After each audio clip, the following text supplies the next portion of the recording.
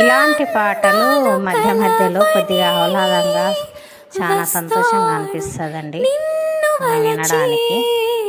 బాధ ఏదైనా కష్టమైన ఉంటే ఇలాంటి పాటలు వింటుంటే జర మనసు ఉత్సాహం అనిపిస్తుంది. నిన్ను తలచి చదువా పదవా ఏముంది నీకు, తలుకు కులుకు ఏదంబ నీకు, శృతి మించకే నీవు మనసా మనసా తుళ్ళి పడకే,